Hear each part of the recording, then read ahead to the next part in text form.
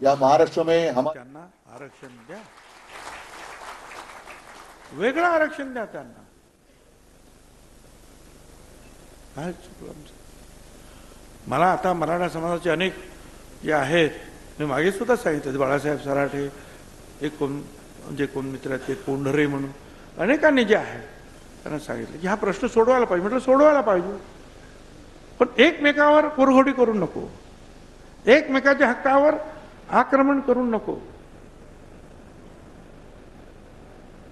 त्यातील एका पुढाऱ्याने तर मला सांगितलं स्पष्टपणे, साहेब एका ठिकाणी जे आहे, जो आरक्षण जे आहे 128 मार्क्स मिळाले मराठा समाजाचे आरक्षण, त्याला ऍडमिशन मिळालं, काय नोकरीत असेल, धंद्यात असेल, शाळेत असेल. पण कुणबी असलेला आमचा 128 पेक्षा जास्त असलेला 132चा मनुष्य आहे, त्याला नाही मिळालं. म्हटलं का? कारण तिथे 136 वाला जो आहे हा दुसऱ्या जातीचा होता, म्हणून याला नाही मिळालं. आम्ही तेच म्हणतोय ना, अरे 350 पेक्षा जास्त जातीमध्ये तुम्ही सगळ्यांनी जर आलात तर तुम्हालाही काही मिळणार नाही, इतरांचंही काही होणार नाही. वेगळं आरक्षण.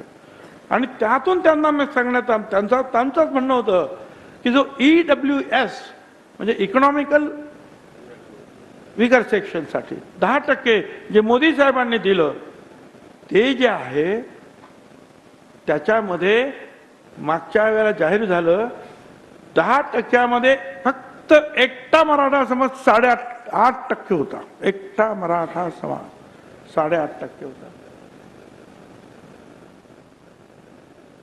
आणि तुम्हाला मी हेही सांगतो, हे मराठा समाजाचे 58 मोर्चे झाले शांततेनं. त्याच वेळेला गुजरातमध्ये पाटीदार, वरती गेल्यानंतर राजस्थान, इकडे गुजर, जाट, सगळे जे कापू, हे सगळे जी आंदोलन होती ही 10% आरक्षण दिल्यानंतर संपले, कारण त्याच्यामध्ये ती मंडळी जाऊन बसली. त्याचप्रमाणे मराठा समाजाची मंडळी सुद्धा यात जाऊन बसली. पण आता काय झालं? आता असं झालं, मराठा समाजाला वेगळं आरक्षण मिळालं म्हणून ते कुठेही जाऊ शकत नाही. ओबीसी समाज आणि दलित समाज त्यांचं आरक्षण त्यांना मिळालं म्हणून ते सुद्धा जाऊ शकत नाही. EWS मध्ये आहे कोण? 10% आहे कोण? कारण एका आरक्षण एकदा मिळालं तर दुसऱ्या आरक्षणात तुम्हाला घुसता येत नाही. आणि आज परिस्थिती आली अशी आहे की नुकसान होत आहे. हे त्यांचंच म्हणणं आहे की मराठा समाजाचं नुकसान. मी सांगितलं पण त्यांना सांगा ना, तुमचे जे नवीन नेते जे आहेत त्यांना समजावून सांगा. मी तर तुमच्याबरोबर बसायला तयार आहे, मार्ग काढायला तयार आहे. पण आपण एक लक्षात ठेवा, आपण मराठा विरुद्ध नाही. आपण जे लोक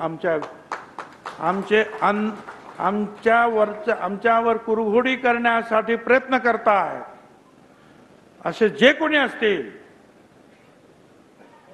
त्या सगळ्यांना विरोध करणं हे तुमचं माझं काम राहणार आहे.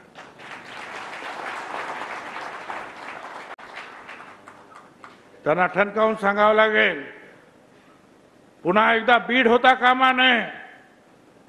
आमदारांची घरं जाळा, हॉटेल जाळा, शिक्षण संस्था जाळा, अजिबात होता कामा नये, सहन करता कामा नये. आणि त्यावेळेला ते झालं. आणि मी ते सगळं वर्तमानपत्र आणि याच्यावर पाहिलं, टीव्हीवर, आणि धावत गेलो आणि उभा राहिलो. लोक एवढे घाबरलेले, भेदरलेले. लोक काय घाबरलेले? नेते सुद्धा घाबरलेले. कुणी निषेध केला सांगा? कुणी त्याच्या विरुद्ध बोलले सांगा? नेते जिथे घाबरले तिथे सामान्य जनता किती घाबरली असेल. त्या सामान्य जनतेला तुम्ही सगळ्यांनी, आपण सगळ्यांनी, जे लाखोचे जे मेळावे झाले त्यातून एक आधार निर्माण झाला, एक शक्ती निर्माण झाली की नाही, आम्ही सगळे एक आहात आणि एक जर मी असलो तर आम्ही सेफ पण आहोत. हम एक है तो सेफ है अशा अर्थात.